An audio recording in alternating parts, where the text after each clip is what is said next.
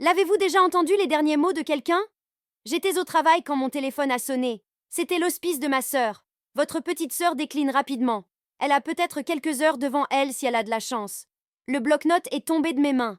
Pendant des mois, j'avais été celle qui dormait dans ce fauteuil à côté de son lit, apprenant à tresser ses cheveux clairsemés, regardant Frozen avec elle pour la 100e fois. Maman prétendait qu'elle ne pouvait pas supporter de voir son bébé comme ça, mais elle avait promis qu'elle serait là à la fin. Elle demande sa mère. J'étais déjà en train de courir vers ma voiture. Je suis à 20 minutes. Il y a des travaux sur l'I-95. S'il vous plaît, tenez juste le téléphone contre son oreille. Laissez-moi lui parler. Bien sûr. J'entendais la respiration laborieuse de Rose à travers le téléphone. Salut, papillon. C'est moi. J'arrive tout de suite. D'accord. Maman arrive aussi. Maman. Sa voix était si petite. J'ai appelé maman en m'insérant dans les embouteillages. 20 minutes ressemblèrent maintenant à 40. Elle a répondu à la 4e sonnerie. En fond, j'entendais de la musique forte et le tintement de verre. Maman, c'est Rose. L'hospice dit qu'elle pourrait partir d'une minute à l'autre. Oh, chérie, je suis au brunch à volonté avec les filles du club de lecture. Mes mains ont serré le volant. Maman, Rose est en train de mourir aujourd'hui, tout de suite. Va là-bas maintenant. Mais j'ai déjà payé 40 $ pour des boissons illimitées jusqu'à 13 heures. Il n'est que 11h48. J'ai regardé la circulation devant. Complètement arrêtée. Une mer de feu de freinage rouge. Maman, je te rembourserai. Je te donnerai 1000 $. S'il te plaît.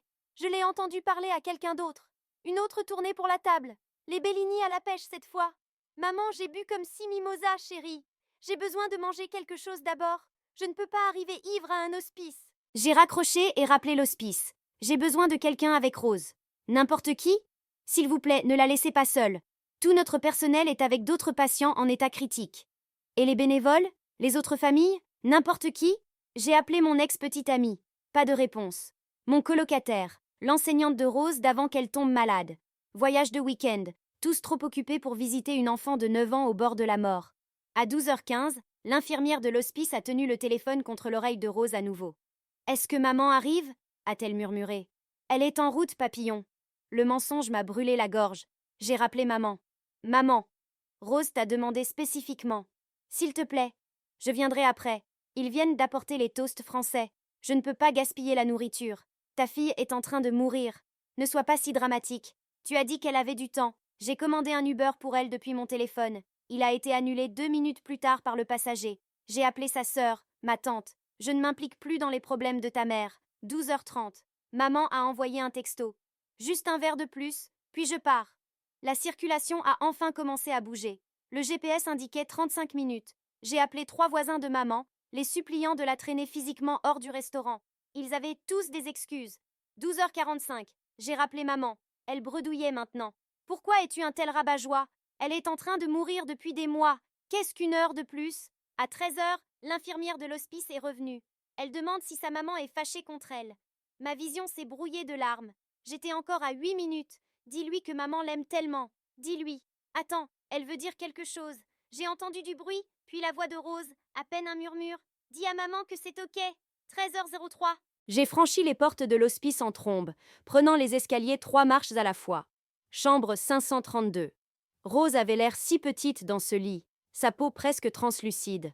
Quand j'ai franchi la porte complètement essoufflée, mes clés s'enfonçant dans ma paume tant je les serrais fort. Ses yeux se sont ouverts en papillotant. Rose, je suis là. Je t'aime tellement. Je suis tellement désolée. Elle a serré ma main avec le peu de force qui lui restait. Ses lèvres ont bougé. Je me suis penchée tout près. Je t'aime. Sa bouche a formé la forme de U, mais aucun son n'est sorti. Sa main s'est relâchée dans la mienne. Bip. L'infirmière est entrée discrètement pour éteindre les machines. Maman est arrivée à 13h35, sentant le champagne et portant 2 sacs Target.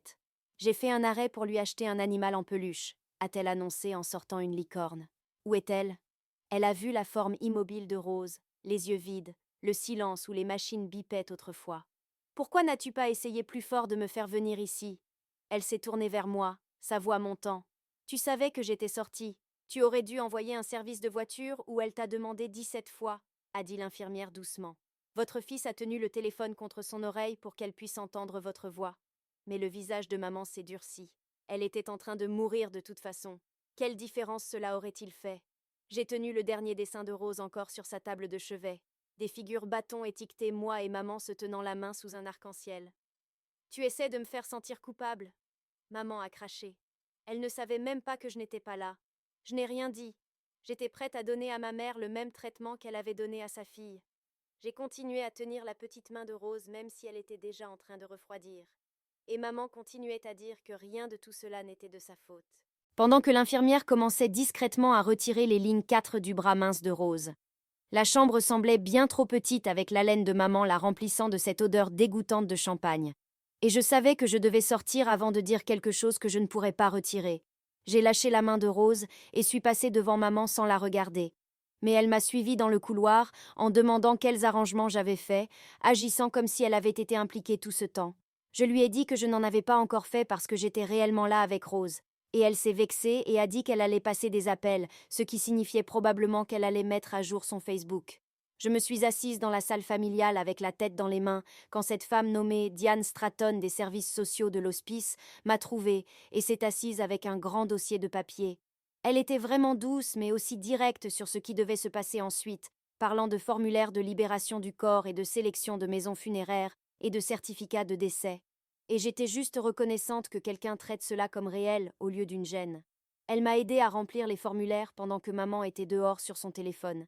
Et Diane m'a donné une liste de maisons funéraires dans la région avec des informations sur l'aide financière pour les familles. Après avoir signé tout, je suis retournée dans la chambre de Rose seule pendant que maman était encore dehors. Et j'ai commencé à rassembler ses affaires, pliant soigneusement son pyjama licorne préféré qui était bien trop grand pour elle maintenant, et emballant son iPad avec tous les jeux qu'elle aimait jouer. J'ai pris le dessin de sa table de chevet, celui avec nous sous l'arc-en-ciel, et l'ai pressé à plat entre deux cahiers pour qu'il ne se froisse pas. Mon téléphone a sonné environ 1 heure plus tard, et c'était William Stratton de Stratton Funeral Home, l'un des endroits que Diane avait recommandé. Et il a expliqué qu'il pouvait gérer le transfert aujourd'hui et a demandé si nous pouvions nous rencontrer demain matin pour discuter des arrangements. J'ai accepté 9 heures du matin et j'étais en train de le noter quand maman a fait irruption en exigeant un service à cercueil ouvert avec Rose dans sa robe de pageant d'il y a 2 ans qui ne lui irait probablement plus. Elle voulait des fleurs partout et une réception au country club, en faisant tout sur l'apparence pour les autres personnes, en refusant de parler de qui allait payer pour tout cela. J'ai juste hoché la tête et continué à emballer les affaires de Rose pendant que maman continuait sur le type de fleurs et combien de personnes nous devrions inviter. Et j'ai réalisé qu'elle planifiait les funérailles de Rose comme si c'était une sorte de fête. Quand j'ai enfin tout emballé et la paperasse faite, j'ai conduit seule à la maison avec mes mains tremblant si fort que j'ai dû m'arrêter 2 fois juste pour respirer. Dans le silence de ma voiture, les mots chuchotés de Rose continuaient à jouer dans ma tête. Comment elle a dit de dire à maman que c'était OK, et j'ai frappé le volant encore et encore jusqu'à ce que mes jointures commencent à saigner. Je suis restée là dans un parking aléatoire pendant 20 minutes, juste à essayer d'arrêter de trembler avant de pouvoir conduire à nouveau. Mon téléphone a sonné et c'était Conrad Peak, mon patron, demandant pourquoi j'avais quitté le travail si soudainement sans dire à personne. Quand j'ai expliqué pour Rose, sa voix est devenue vraiment douce et il m'a dit de prendre le temps dont j'avais besoin, que l'équipe couvrirait mes projets et il a demandé s'il y avait autre chose qu'il pouvait faire pour aider. Je l'ai remercié et ai dit que je lui ferais savoir les arrangements funéraires une fois qu'ils seraient fixés et il a dit de ne pas s'inquiéter du travail du tout pour l'instant. Plus tard cette nuit-là, quand j'étais allongée au lit en fixant le plafond, Diane m'a envoyé un texto avec une liste de groupes de soutien au deuil dans la région et quelques maisons funéraires supplémentaires si je voulais plus d'options. Elle a aussi inclus une note sur les programmes d'aide financière spécifiquement pour les familles faisant face à la perte d'un enfant. Et j'ai pris une capture d'écran tout de suite parce que je savais que j'allais avoir besoin d'aide pour payer tout. Je n'ai pas pu dormir du tout. Je continuais à penser à Rose demandant maman 17 fois et maman choisissant des mimosas à la place. Donc, je me suis levée et ai créé un nouveau dossier sur mon téléphone appelé Preuve. J'ai commencé à sauvegarder chaque texto de maman sur le brunch. La capture d'écran montrant qu'elle avait annulé l'Uber que j'avais commandé pour elle. Tout, sans vraiment savoir pourquoi je le faisais, mais sentant que j'aurais besoin de preuves de ce qui s'était vraiment passé aujourd'hui. J'ai sauvegardé la chronologie que j'avais écrite aussi. Chaque appel téléphonique et texto avec des horodatages parce que quelque chose me disait que maman allait essayer de changer l'histoire plus tard. Mon appartement semblait trop calme sans savoir que Rose était à l'hospice, sans avoir un endroit où j'avais besoin d'être demain pour m'asseoir avec elle. Et je suis restée là à ajouter plus de captures d'écran au dossier jusqu'à ce que le soleil commence à se lever. Mes yeux brûlaient d'avoir fixé l'écran de mon téléphone toute la nuit, mais le sommeil ne venait pas. Chaque fois que je fermais les yeux, je voyais ces feux de freinage rouge s'étendant pour toujours sur l'I-95. Et si j'avais quitté le travail 5 minutes plus tôt ou pris les routes secondaires à travers le centre-ville au lieu de l'autoroute? Et si j'avais appelé maman à 10 heures au lieu d'attendre que l'hospice m'appelle? Les essais continuaient à tourner pendant que je tenais le dessin de Rose contre ma poitrine dans le noir. À un certain point, j'ai dû m'assoupir parce que mon alarme a sonné à 8 heures, et j'ai dû me préparer pour rencontrer William Stratton à la maison funéraire. J'ai enfilé les mêmes vêtements qu'hier et ai conduit jusqu'à Stratton Funeral Home, où William m'attendait déjà dans le lobby. Sa fille Laney est apparue avec une tasse de café avant même que je m'asseye, et elle n'a pas demandé comment je le prenais, mais d'une manière ou d'une autre, c'était parfait avec juste un peu de sucre. William a étalé des brochures et des feuilles de prix sur son bureau et a commencé à expliquer le paquet de base, qui était déjà plus que ce que j'avais sur mon compte d'épargne. C'était avant d'ajouter la parcelle au cimetière ou la pierre tombale ou n'importe quel type de service réel. Mon téléphone a vibré avec un texto de maman disant qu'elle ne pouvait rien contribuer parce qu'elle venait de payer 12 000 $ pour la rénovation de sa salle de bain le mois dernier. Mais ensuite, elle a écrit que nous devions absolument avoir le cercueil en acajou avec doublure en soie parce que qu'est-ce que les gens penseraient si nous faisions bon marché? J'ai montré le texto à William et ai regardé son visage rester professionnellement neutre pendant qu'il glissait discrètement la brochure sur la crémation vers moi. Il a expliqué que c'était digne et plus abordable et que nous pouvions encore avoir une belle urne et un service commémoratif. J'étais en train d'essayer de traiter les chiffres quand mon téléphone a sonné et c'était Diane de l'hospice offrant d'aider à médiatiser une réunion familiale sur les arrangements. Sa voix était calme et professionnelle, mais je pouvais dire qu'elle avait déjà traité des familles comme la mienne. Elle a suggéré une conférence téléphonique pour cet après-midi à 15 heures pour discuter de tout en famille. J'ai accepté même si je savais comment ça se passerait. À exactement 15 heures, j'ai rejoint l'appel avec maman et Diane, et ça a duré peut-être 4 minutes avant que maman commence à sangloter sur à quel point c'était dur pour elle. Elle continuait à dire « Personne ne comprend ce qu'une mère traverse en perdant son bébé, et comment ose-t-on questionner son deuil ?»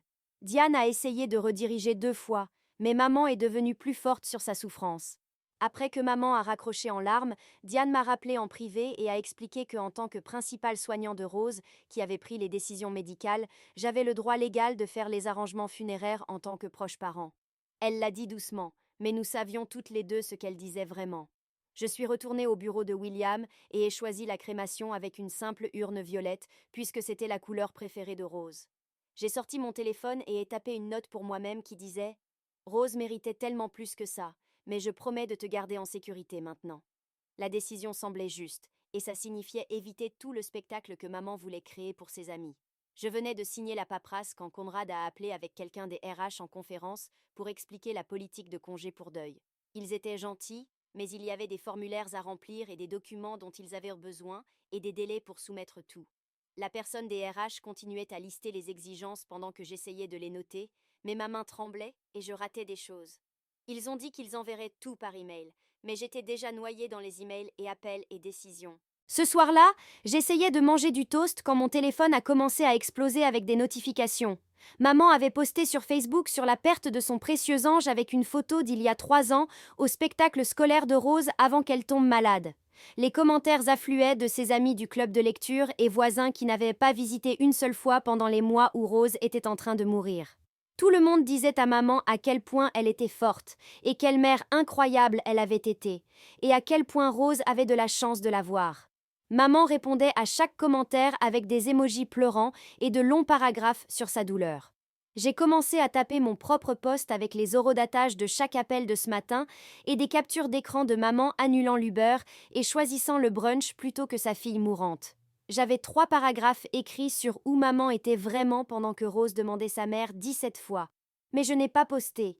À la place, je l'ai sauvegardé en brouillon et ai pris plus de captures d'écran des gens appelant maman une mère guerrière et disant qu'ils ne pouvaient imaginer sa douleur. Je les ai ajoutées toutes à mon dossier de preuves.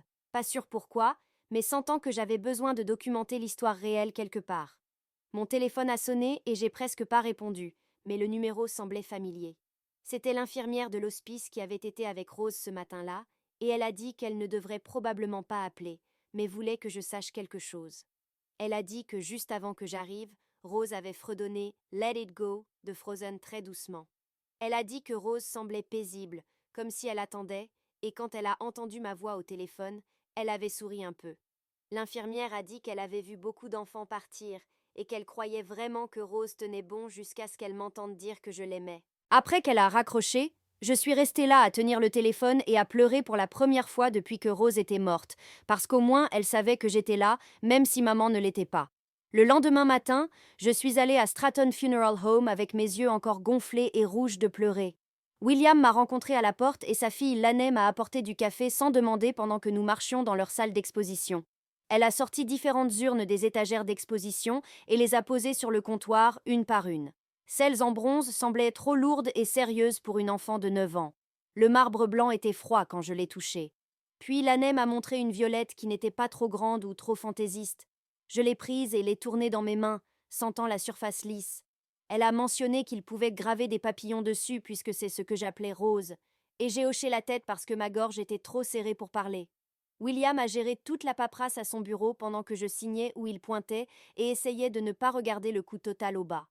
De retour à mon appartement, j'ai ouvert mon ordinateur portable et ai tapé un email à maman avec chaque dépense funéraire listée ligne par ligne.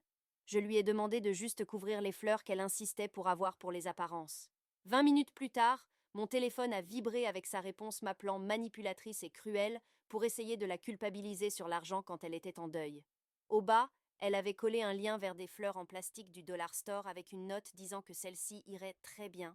J'ai fixé mon solde bancaire et ai pensé à lancer un GoFundMe, mais l'idée d'expliquer à des étrangers que la propre mère de Rose ne voulait pas aider à payer pour ses funérailles me retournait l'estomac. La honte semblait trop lourde pour la mettre en mots que les gens liraient et jugeraient.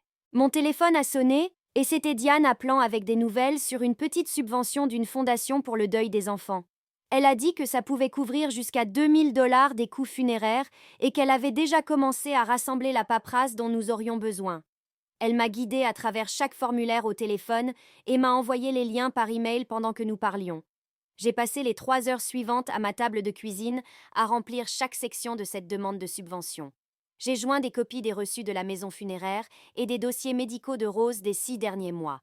La partie la plus dure était d'écrire la lettre sur notre situation, où j'ai dû expliquer être le principal soignant de Rose pendant que maman était absente. Mes mains tremblaient en tapant sur les mois où j'avais dormi dans ce fauteuil d'hôpital et appris à lui donner ses médicaments à travers son port. Diane a dit que ces détails renforceraient la demande, mais chaque phrase ressemblait à revivre tout à nouveau. Cette nuit-là, je n'ai pas pu dormir, et à 3 heures du matin, j'ai pris mon téléphone et ai appuyé sur enregistrement pour un mémo vocal. J'ai parlé pendant 20 minutes d'affilée sur l'égoïsme de maman et comment elle avait abandonné Rose quand elle en avait le plus besoin. J'ai décrit chaque détail de ce matin avec les orodatages et le brunch et Rose demandant 17 fois une mère qui choisissait des mimosas à la place. Je l'ai rejoué une fois et ai entendu ma voix se briser et devenir plus forte avec chaque accusation.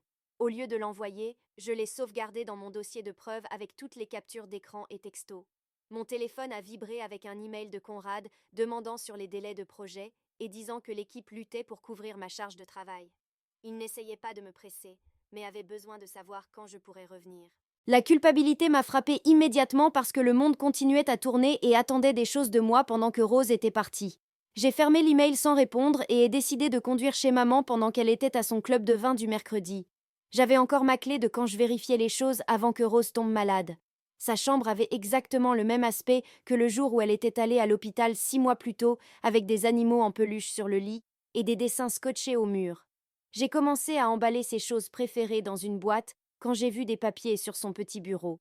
Là, dans l'écriture tremblante de Rose, il y avait une lettre qui commençait par « Chère maman, j'espère que tu ne seras pas triste quand je serai partie. » J'ai dû m'asseoir par terre parce que je ne pouvais pas respirer en regardant ces mots qu'elle avait écrits peut-être des semaines plus tôt quand elle pouvait encore tenir un crayon. La lettre n'était qu'à moitié finie et se terminait au milieu d'une phrase sur vouloir que maman se souvienne des bons moments. Je l'ai pliée soigneusement et l'ai mise dans ma poche, sachant que je ne la montrerai jamais à maman. Rose méritait de garder ses derniers mots privés sans qu'ils soient tordus en une autre performance pour les amis de maman. J'ai décidé là que la lettre irait dans l'urne avec ses cendres où elle appartenait. Mon téléphone a sonné et c'était maman exigeant que nous tenions le mémorial à son country club parce que ses amis l'attendaient. Elle refusait d'utiliser la chapelle de l'hospice où les infirmières de Rose voulaient dire au revoir. Quand j'ai dit non, elle a menacé de planifier son propre service séparé et d'inviter tout le monde que nous connaissions. elle a dit que j'étais égoïste et essayait de l'exclure du mémorial de sa propre fille. J'ai raccroché sans répondre et ai ajouté son message vocal à mon dossier de preuves, même si je ne savais pas pourquoi j'accumulais des preuves. 3 jours plus tard, Diane a appelé pendant que je mangeais des céréales pour me dire que la subvention avait été approuvée pour 1 500 $, ce qui couvrirait la plupart des coûts de crémation. J'ai transféré 800 $ de mon épargne tout de suite pour couvrir le reste, et savais que je mangerais des ramen et du beurre de cacahuète pour les prochains mois. Mais au moins c'était fait. Cet après-midi-là, je me suis assise à ma table de cuisine avec un cahier vierge, essayant d'écrire l'éloge de Rose, et continuais à recommencer parce que tout sonnait faux.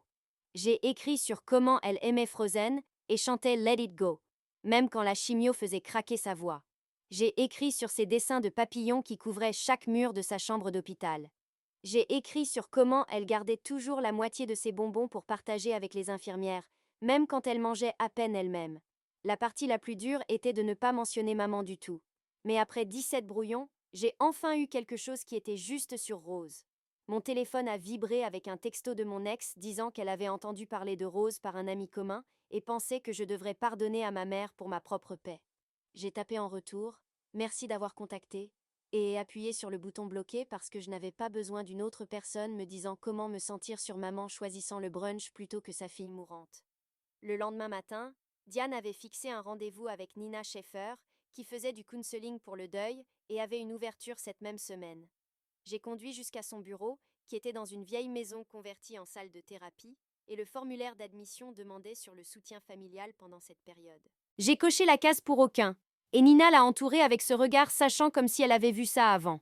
Elle s'est assise en face de moi sur une chaise au lieu de derrière un bureau et a expliqué que ce que maman montrait était un pattern de négligence émotionnelle et de traits narcissiques, ce qui m'a donné des mots réels pour ce que j'avais géré toute ma vie. Quand j'ai commencé à me mettre en colère en parlant du brunch, elle m'a enseigné cette technique de respiration où on inspire pour 4 comptes et retient pour 4 et expire pour 4, ce qui a réellement aidé mes mains à arrêter de trembler. Nous avons passé le reste de la session à travailler sur un email à maman qui fixerait des limites pour la planification du mémorial. Je voulais écrire qu'elle était un monstre égoïste qui avait laissé sa fille mourir seule. Mais Nina m'a aidé à le réviser pour dire que toute la planification du mémorial passerait par moi et que notre contact serait limité aux logistiques seulement. L'email a pris 40 minutes à bien faire parce que Nina continuait à me faire enlever les parties en colère et à me concentrer sur des limites claires au lieu d'accusations. Je l'ai envoyé depuis son bureau et dans les 10 minutes, maman avait répondu avec 3 paragraphes sur comment sa propre mère n'avait pas été là pour elle et comment elle brisait les cycles générationnels et comment je comprendrais quand j'aurai mes propres enfants. J'ai montré la réponse à Nina et elle l'a en fait imprimée et mise dans mon dossier comme ce qu'elle appelait Exhibit A, des tactiques de déviation. Elle a pointé comment maman n'avait jamais adressé mes limites ou reconnu ce qui s'était passé avec Rose, mais à la place s'était faite la victime. J'ai envoyé une réponse de 2 mots qui disait juste reçu et détail de planification du mémorial à suivre. Maman a immédiatement envoyé 17 autres textos que je pouvais voir s'empiler dans mes notifications, mais je n'en ai ouvert aucun et Nina a dit que c'était du progrès. 2 jours plus tard, Conrad a appelé pour programmer une réunion de retour au travail et je l'ai rencontré dans un café près du bureau. Il a expliqué que je pouvais commencer avec des demi-journées la semaine prochaine et monter à temps plein d'ici la fin du mois, ce qui sonnait bien parce que rester à la maison empirait tout.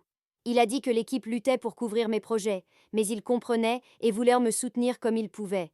La structure d'avoir un endroit où être et quelque chose sur quoi me concentrer, outre l'espace vide où Rose était autrefois, aidait plus que je ne l'attendais. Cette nuit-là, la maison funéraire a appelé pour dire que les cendres de Rose étaient prêtes, et j'ai conduit pour prendre l'urne violette avec des papillons gravés que l'année avait ajoutés gratuitement.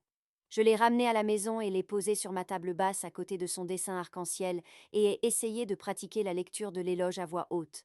Chaque fois que j'arrivais à la partie où je décrivais elle disant « C'est ok », ma voix craquait et je devais recommencer. Je suis restée là avec juste l'urne et le dessin comme si nous avions notre propre service commémoratif privé et ai pratiqué jusqu'à ce que je puisse passer la plupart sans complètement m'effondrer. Le lendemain matin, j'avais une autre session avec Nina, où nous avons parlé du besoin d'attention de maman et comment le mémorial deviendrait probablement sa performance. Nina m'a rappelé que je ne pouvais pas contrôler le comportement de maman, mais je pouvais contrôler ma réponse à ça, et nous avons pratiqué des phrases que je pouvais utiliser si maman essayait de faire une scène. Elle m'a donné des devoirs pour choisir une chose que je lâcherai au mémorial et un comportement de maman auquel je ne réagirai pas peu importe quoi. J'ai décidé de lâcher d'essayer de faire comprendre à maman ce qu'elle avait fait, et je ne réagirai pas si elle pleurait des larmes fausses pour l'attention. Nina a dit que c'était de bons objectifs spécifiques et nous avons joué des rôles pour différents scénarios où maman pourrait essayer de me provoquer. À la fin de la session, j'avais un plan pour passer le mémorial sans laisser maman le transformer en son spectacle. 3 jours avant le mémorial, maman a posté un événement Facebook pour samedi à 14 heures à son country club. Le vrai service était vendredi à 11 heures à la chapelle de l'hospice. Je l'ai vu quand 17 personnes ont RSVP oui et ont commencé à poster des condoléances sur la page de l'événement. Mes doigts tremblaient pendant que je tapais une correction dans la section commentaires. Je l'ai gardé simple et factuel, juste l'heure et le lieu correct. Rien sur comment elle ne m'avait même pas demandé. Maman m'a immédiatement appelé en criant que je la minais en public. J'ai raccroché et ai conduit jusqu'à ma session avec Nina. Elle m'a fait écrire une chose que je lâcherai au mémorial. J'ai choisi d'essayer de faire comprendre à maman ce qu'elle avait fait à Rose. Puis elle m'a demandé de choisir un comportement de maman auquel je ne réagirais pas peu importe quoi. J'ai décidé ces pleurs faux pour l'attention. Nous avons pratiqué des réponses pour différents scénarios où maman pourrait essayer de commencer quelque chose. Nina continuait à me rappeler que c'était sur honorer Rose, pas gagner contre maman. Elle m'a fait répéter des phrases comme ce n'est pas le moment et concentrons-nous sur Rose jusqu'à ce qu'elle semble naturelle. Cette nuit-là, j'ai fait une liste de qui venait vraiment pour Rose. Eleanor avait confirmé qu'elle serait là avec 2 autres enseignants de l'école de Rose. Les infirmières de l'hospice venaient pendant leur pause déjeuner. C'étaient les gens qui la connaissaient vraiment, pas les amis du club de lecture de maman.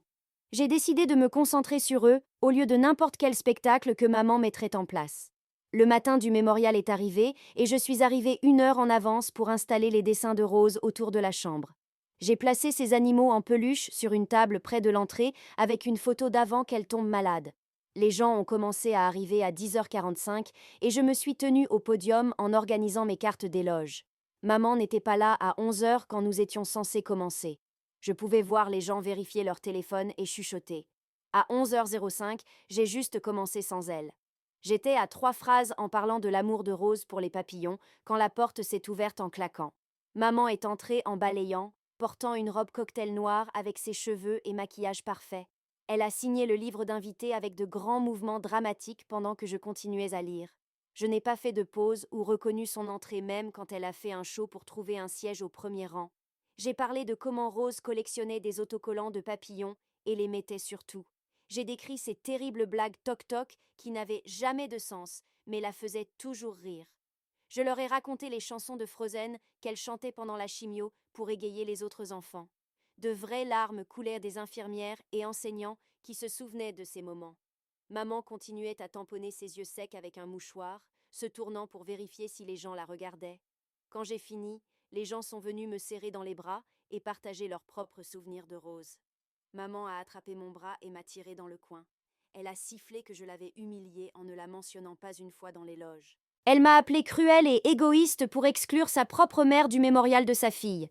J'ai dit la phrase que Nina et moi avions pratiquée. Ce n'est pas le moment. Puis je suis allée remercier Eleanor d'être venue. Elle se tenait près des dessins de Rose avec des larmes coulant sur son visage. Elle m'a tendu un petit papillon en papier que Rose avait fait en cours d'art. Il était couvert de paillettes violettes, avec « Je t'aime » écrit dans l'écriture tremblante de Rose. Eleanor m'a dit que Rose était l'enfant la plus gentille qu'elle avait enseignée en 20 ans. Elle a dit que Rose partageait toujours ses snacks avec les enfants qui oubliaient les leurs. Nous sommes restés là à pleurer de vraies larmes, pendant que de l'autre côté de la chambre, maman tenait court avec ses amis. Je pouvais entendre sa voix forte parlant de sa perte insupportable. Cette nuit-là, mon téléphone a vibré avec un texto de groupe que maman avait envoyé à tous nos parents. Elle prétendait que je l'avais interdite de parler au mémorial de sa propre fille. Elle disait que j'étais en train de la garder de sa place légitime en tant que mère en deuil. Elle se peignait comme la victime de ma cruauté pendant le pire moment de sa vie. Certains parents ont répondu avec de la sympathie pour elle. D'autres sont restés silencieux. J'ai archivé le fil sans lire les réponses et ai éteint mon téléphone. Le lendemain matin, j'ai rencontré William à la maison funéraire pour collecter les cendres de Rose. L'urne violette semblait plus petite que je ne l'attendais. L'année avait ajouté la gravure de papillon gratuitement. Des ailes délicates s'étendant sur la surface. Avant qu'il la scelle, j'ai glissé la lettre de Rose dedans, celle qui disait qu'elle espérait que maman ne serait pas triste. William a géré la paperasse discrètement pendant que je signais où il pointait. Je les ai remerciés tous les deux et ai porté Rose jusqu'à ma voiture. L'urne était assise sur le siège passager pendant le trajet à la maison. Cet après-midi-là, Conrad a appelé sur mon retour au travail. Nous avons travaillé à commencer avec 2 jours la semaine prochaine, puis 3 jours la semaine d'après. Nous monterions à temps plein sur le mois. Il n'a pas mentionné mes yeux rouges pendant notre appel vidéo. Il n'a pas commenté quand j'ai dû me mettre en sourdine parce qu'une pub avec des enfants est passée. Il a juste envoyé l'horaire ajusté et dit que l'équipe était là pour tout ce dont j'avais besoin. Nina s'est assise en face de moi dans son bureau le lendemain matin avec une boîte de mouchoirs entre nous. Elle a demandé comment le mémorial s'était passé et je lui ai raconté maman arrivant en retard dans sa robe cocktail. Nina a hoché la tête et écrit quelque chose pendant que je décrivais maman me coinçant après mon éloge. Elle a expliqué que le besoin d'attention de maman était probablement comment elle gérait les sentiments durs. Nina a dit que comprendre pourquoi maman agissait ainsi ne signifiait pas que je devais l'accepter ou la laisser me blesser. Elle m'a enseigné un nouvel exercice de respiration où je comptais à 4 sur chaque inspiration et expiration. Nous avons pratiqué ce que je dirais si maman essayait de me culpabiliser sur le mémorial à nouveau. Nina m'a rappelé que me protéger pendant que je pleurais Rose n'était pas égoïste. Elle m'a programmé pour 2 fois par semaine pour le mois suivant et m'a donné un cahier d'exercices sur le deuil compliqué. Cet après-midi-là, Diane a appelé pendant que je triais les affaires de Rose. Elle voulait vérifier comment j'allais après tout avec le mémorial. Elle a confirmé que le groupe de soutien au deuil se réunissait les jeudis soirs à 19h au centre communautaire sur Oak Street. Diane a dit que beaucoup de gens là-bas avaient des situations familiales compliquées et comprenaient ce que c'était. Elle a promis que je ne serais pas seule à gérer le comportement de maman en plus de perdre Rose. Je l'ai remerciée pour tout ce qu'elle avait fait et elle m'a rappelé que sa porte était toujours ouverte si j'avais besoin de parler. Après avoir raccroché, je suis retournée dans la chambre de Rose avec 2 boîtes vides du garage. J'ai mis ses animaux en peluche préférés dans la boîte à garder d'abord. Sa licorne violette avec laquelle elle dormait chaque nuit est allée dedans soigneusement. Puis sa collection de livres sur les papillons des ventes de bibliothèque auxquelles nous allions ensemble. J'ai trouvé son iPad avec tous ses jeux encore téléchargés et l'ai enveloppé dans du papier bulle. La boîte à données s'est remplie avec des vêtements qui avaient encore des étiquettes et des jouets qu'elle n'avait jamais ouverts. J'ai appelé Eleanor pour voir si elle pouvait s'occuper de les emmener au service pédiatrique. Elle a dit qu'elle serait heureuse de le faire pour que je n'aie pas à retourner à l'hôpital encore. Nous avons arrangé pour qu'elle les prenne demain matin avant l'école. Cette nuit-là, je me suis assise à ma table de cuisine avec un morceau de papier vierge et ai commencé à écrire à Rose. Je lui ai dit que j'essayais de me souvenir de son rire au lieu de comment elle était devenue silencieuse. À la fin, j'ai écrit sur comment je regarderais Frozen chaque année pour son anniversaire, même si je connaissais toutes les chansons par cœur maintenant. J'ai promis de nourrir les canards allaitants comme nous le faisions les samedis. Les mots sont devenus flous quand les larmes ont goûté sur le papier, mais j'ai continué à écrire. Je lui ai raconté maman au mémorial et comment j'aurais souhaité qu'elle soit différente pour Rose. J'ai scellé la lettre dans une enveloppe et ai écrit papillon au devant en marqueur violet. Le lendemain matin, j'ai compris comment mettre en place des filtres email sur mon téléphone. J'ai créé un dossier appelé Maman et ai mis tous ces messages pour y aller automatiquement. La boîte de réception principale semblait si propre sans ces textos constants sur comment je ruinais sa vie. J'ai décidé que je vérifierais le dossier Maman 1 fois par semaine les dimanches pour voir si quelque chose était réellement important. Le soulagement m'a frappé immédiatement comme si quelqu'un avait baissé le volume sur une TV hurlante. 2 jours plus tard, j'ai conduit au jardin botanique avec l'urne de Rose sur le siège passager. L'exposition de papillons était au fond après le jardin de Rose, ce qui semblait juste d'une manière ou d'une autre. J'ai payé le frais d'entrée et ai marché le chemin familier que nous avions pris tant de fois avant. Le banc près de la maison des papillons était vide, donc je me suis assise avec l'urne sur mes genoux. Des papillons volaient autour de l'espace clos, atterrissant sur des fleurs et des mangeoires. Un morpho bleu avec des ailes aussi grandes que ma main a atterri sur le banc juste à côté de moi. Il est resté là presque 1 minute, ouvrant et fermant ses ailes au soleil. J'ai choisi de croire que c'était Rose me disant qu'elle était OK où qu'elle soit maintenant. Je suis restée là 1 heure à regarder les papillons et à raconter à Rose tout ce qui s'était passé. Lundi matin, Conrad avait mon bureau prêt avec une pile d'assignations faciles pour me remettre dedans. Il n'a pas fait un gros truc de mon retour ou demandé comment j'allais toutes les 5 minutes. L'équipe a agi normalement, ce qui était exactement ce dont j'avais besoin, au lieu que tout le monde marche sur des œufs autour de moi. Quand je sentais la colère monter sur maman ou la tristesse sur Rose, je faisais les exercices de respiration de Nina. Je comptais à 4 en inspirant et 4 en expirant jusqu'à ce que mes mains arrêtent de trembler. J'ai passé toute la journée sans pleurer ou partir tôt, ce qui ressemblait à une victoire. 3 semaines après que Rose soit morte, j'ai utilisé des punaises pour accrocher son dessin arc-en-ciel au-dessus de mon bureau au travail. Chaque fois que je levais les yeux de mon ordinateur, je pouvais voir ces figures bâtons se tenant la main. Ce même jour, j'ai rempli le formulaire d'inscription pour le groupe de soutien au deuil en ligne. J'ai écrit mon nom et coché la case pour perte de frères-sœurs et dynamique familiale compliquée. L'email de confirmation disait d'apporter une photo si je voulais partager sur ma personne. J'ai imprimé la photo de Rose au jardin des papillons de l'été dernier quand elle était encore en santé. Maintenant, je la porterai avec moi différemment, pas comme un poids me tirant vers le bas, mais comme des ailes m'aidant à avancer. Et c'est la conclusion pour aujourd'hui. Si même un morceau de cela vous est resté, alors ça valait la peine de partager.